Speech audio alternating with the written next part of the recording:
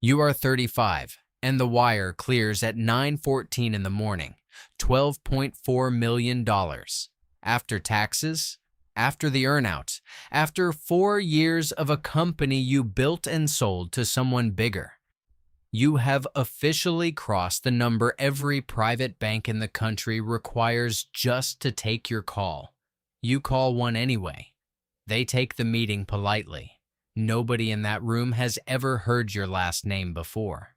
That fact will matter more than the number in your account for the next 20 years. And you don't know it yet. The relationship manager is warm, professional, entirely rehearsed. She walks you through the tiers. 10 million gets you a private banker and a line of credit against your portfolio. 25 million gets you into what the industry quietly calls family office services, the real machinery, the trust structures, the multi-generational planning nobody explains to you unless you already have generations to plan for. You are $12.4 million. You qualify. You also notice, without being able to say exactly how, that you are being handled rather than known. The banker uses your first name. The clients 3 floors up, the ones whose grandfathers banked here, get surnames and a floor with no sign on the door. You ask a friend who made real money 2 decades ago, oil and gas, why nobody in this world seems to be in a hurry to impress anyone. He tells you the first rule you were never taught. Money that just arrived is loud by default, whether you intend it to be or not. It shows in the car you bought the week the wire cleared, the watch, the house with the sightlines built for other people to admire. Old money researchers have a name for the opposite instinct. Quiet wealth, spending specifically engineered to be invisible to anyone not already fluent in reading it. You start noticing the tells everywhere once you know to look. The other clients wear things with no logos. Their houses from the street look almost modest. Their conversations never mention numbers. Yours still does, because you're still proud of the number, because the number is still the most interesting thing that ever happened to you. It will take years to understand that the number is exactly the thing you're supposed to stop mentioning. You close your first year as a client with a private bank and a growing uncomfortable sense that the 12.4 million was the easy part. 2 years in, you decide to apply to the club. Not golf for the sake of golf. You've been told by more than one person now that certain rooms only exist inside certain gates. You call the membership office the way you'd call any business, ready to write a check. The woman on the phone is polite in a way that takes you a moment to translate. The initiation fee is real, and it is not small. Most clubs at this level run somewhere between $100,000 and over $1 million before you've paid a single year of dues. But the fee was never the obstacle. What she needs first is 2 current members willing to sponsor you by name and a third to write a letter. You don't know 2 members. You don't know 1. This is the part nobody explains to new money because nobody who already belongs needs it explained. Almost every institution that matters at this level runs on sponsorship, not capital. A membership committee reviews the file. Existing members can quietly object, and at the oldest clubs, one objection has historically been enough to end an application without a reason ever given. Money gets you to the door. It has never structurally been what opens it. You spend the next 8 months doing something you've never had to do before. Making friends strategically, showing up to the right charity dinners, playing golf as a guest with men who have belonged since they were children, waiting to be asked rather than asking. You learn to talk less about what you built and more about what you're curious about. It works slowly, the way trust always does. By month 9, a sponsor agrees to write your name down. You have not become a member. You have become an applicant with a file that is finally technically allowed to be read. That distinction, tiny on paper, is the entire distance between the world you came from and the one you're trying to enter. Your name sits on a list for 3 more years before anything happens. Nobody tells you where you rank on it. That's deliberate. The waiting itself is part of the filter, the same way a restaurant with no visible menu prices is telling you something before you've asked a single question. In year 2 of the wait, your sponsor invites you as a guest to the clubhouse for the first time. You are told gently exactly what a guest may and may not do. You may not bring up membership. You may not ask anyone else to sponsor you faster. You watch a room full of people who have never once had to explain themselves to anyone, and you understand, sitting there, that you are being quietly evaluated the entire evening without a single formal question asked. The invoice finally arrives in year 3. The initiation fee at a club of this caliber runs $650,000, due in full, non-refundable, before you've played a single round as a member. Annual dues on top of that run in the tens of thousands, and that number doesn't include the unwritten expectations. The minimum spend at the dining room, the caddy fees, the assessments that appear when the roof needs replacing. You write the check without hesitating over the number. You hesitate over something else entirely. The sponsor who vouched for you, the members who didn't object, the version of yourself from 3 years ago who thought this was about qualifying financially. It was never about the $650,000. That number was simply the price of finally being allowed to wait in the right room. Your card arrives 4 weeks later. It has your name on it and nothing else. No photo, no logo, nothing that would mean anything to a person who didn't already know what it meant.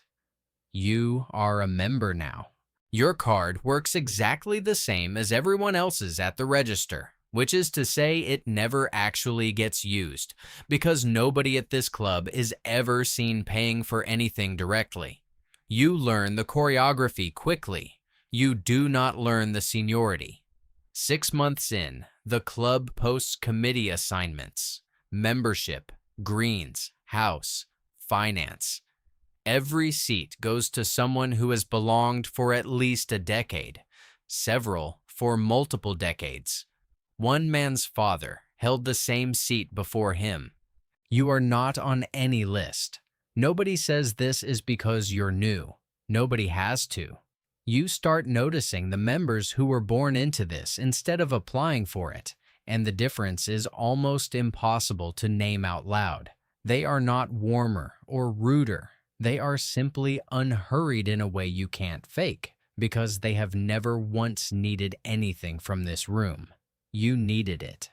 That's the entire tell, and there is no amount of money that retroactively removes the need. At a dinner in your 2nd year, an older member, 3 generations into his own family's membership, asks what your father did for work. Not unkindly.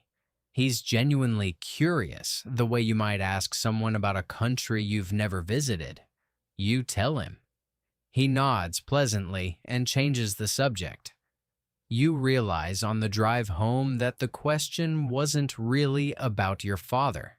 It was a polite way of locating exactly how many generations of runway you're standing on, and the answer, correctly heard, was 1. If you've made it this far into how this actually works, you're exactly the kind of person this channel is built for. A subscribe helps me keep making these. No pressure, but I'd genuinely appreciate it. You go home that night, and for the first time since the wire cleared 11 years ago, you think less about the accounts and more about the 7-year-old asleep down the hall, and what runway actually means for someone born already standing on it. Your daughter's applying to college now, and you learn a number that changes how you see every single year that came before this one. At schools like Princeton, the legacy admit rate runs somewhere around 42%. For everyone else, it's closer to 9%. At Harvard, legacy applicants get in at roughly 5 times the rate of students with no family history at the school. Not because legacy kids are 5 times more qualified, because the institution is, quietly and by design, rewarding time. You didn't go to any of these schools. Neither did your wife. Your daughter is applying as what the admissions world calls a first-generation legacy prospect, meaning there is no box on the form that helps her, because the box requires a parent who already checked it decades ago. You paid for every advantage money can legitimately buy. The tutors, the summer programs, the consultant who charges more per hour than your first employee used to earn in a week. None of it is the box. You do the math one night that you wish you hadn't done. If she gets in and eventually has children of her own who attend, your family's legacy clock starts with her, not you. Her children would be the first generation to actually benefit from it, 3 generations after the wire that started all of this. The club took you 11 years. This takes longer than a lifetime, and there's no check large enough to make it move faster because speed was never the thing being sold. She gets in anyway, on her own record, with no help from any box. You are prouder of that acceptance than of anything the earnout ever bought you. And you notice, filling out the alumni parent paperwork afterward, that you are now, for the very first time in this entire climb, on the inside of a form instead of outside it. Your name is finally listed as someone's history. It just isn't old enough yet to mean anything on its own.